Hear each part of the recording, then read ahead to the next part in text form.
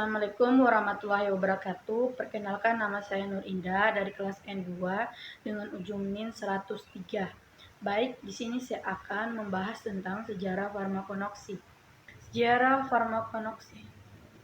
Istilah farmakonoksi berasal dari bahasa Yunani, yaitu pharmakon yang berarti obat dan gnosis yang berarti ilmu atau pengetahuan. Jadi, farmakonoksi berarti pengetahuan tentang obat, khususnya dari nabati, hewani, dan mineral. Kata nama farmakonoksi pertama kali dan paling sering digunakan oleh C.A. Schindler, seorang mahasiswa kedokteran di Halle atau Kiel, Jerman, yang secara tegas menggunakan analitika farmakonotisika sebagai judul utama tesisnya pada tahun 1815.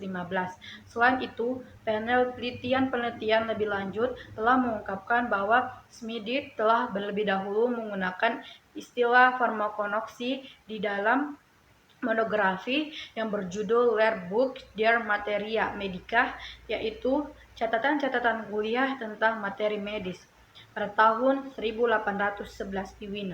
Publikasi ini khusus membahas tentang tumbuh-tumbuhan berkhasiat obat dan karakteristikanya yang berkesesuaian. Penggunaan tanaman obat sudah dilakukan orang sejak dahulu. Pada kurang lebih 2500 tahun sebelum Masehi dapat diketahui dari lempeng tanah liat yang tersimpan di perpustakaan Ashurbanipal di Assyria yang memuat Simplicia, antara lain kulit delima, opium, adas manis, madu, ragi, minyak jarak. Pada 446 tahun sebelum Masehi di Yunani kuno, Hippocrates, seorang tabib, telah mengenal kayu manis, Hyoscyaminah, gentina, kelembab, gum Arab, bunga kantil, dan lainnya. Pada tahun 1737 Linnaeus, seorang ahli botanis Swedia, menulis buku Genera Plantarum yang kemudian merupakan buku pedoman utama dari sistematik botani. Sedangkan farmakonoksi modern mulai dirintis oleh Martius, seorang apoteker Jerman, dalam bukunya Grundrisse der Pharmakonosis des Pflanzenrechts, telah menggolongkan Simplicia menurut segi morfologi.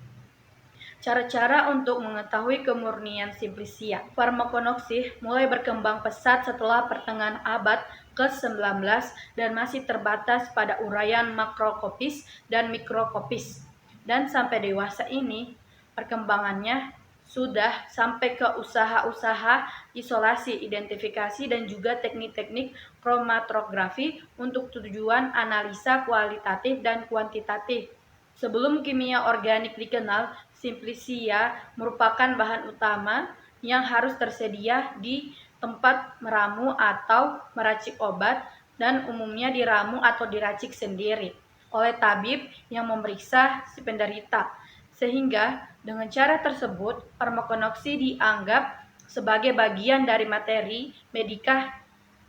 Simplicia di apotek kemudian terdesak oleh perkembangan genetika, sehingga persediaan Simplicia di apotek digantikan dengan sediaan gelenik, yaitu tinktur, ekstrak, anggur, dan lain-lain.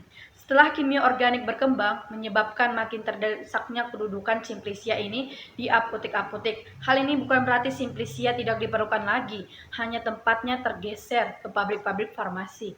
Tanpa adanya Simplicia di apotek, tidak akan terdapat sediaan gelenik ataupun zat-zat kimia murni dengan segala bentuknya, serbuk, tablet, ampul, dan lain-lain. Misalnya injeksi kinin antipirin.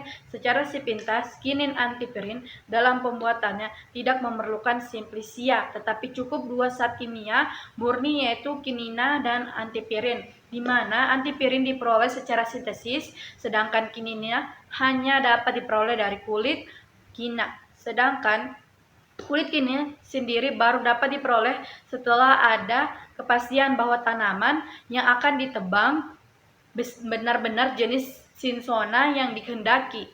Dalam proses pembuatan zat-zat secara sintetis, maka farmakonoksi sangat erat hubungannya dengan biokimia dan kimia sintesa, misalnya dalam pembuatan kortison, hidrokortison, prednison, dan prednisolon. Untuk membuat keempat macam hormon tersebut sebagai bahan baku dipergunakan Dextromethorphan yang terdapat dalam biji kedelai atau menggunakan dioxygenin yang terdapat dalam umbi gadung.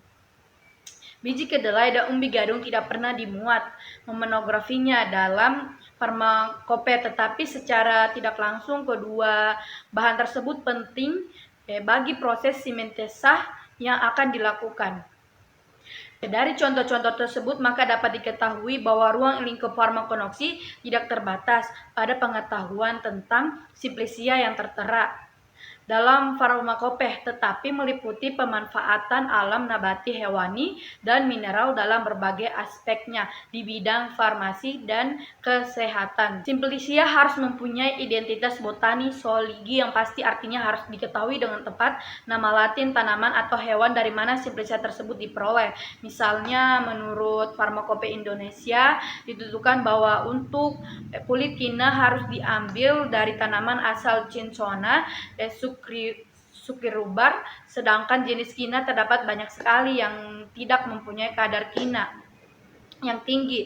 Atas dasar pentingnya identitas botani zoologi, maka nama-nama tanaman atau hewan dalam farmakope selalu disebut nama latin dan tidak dengan nama daerah, karena satu nama daerah seringkali berlaku untuk lebih dari satu macam tanaman.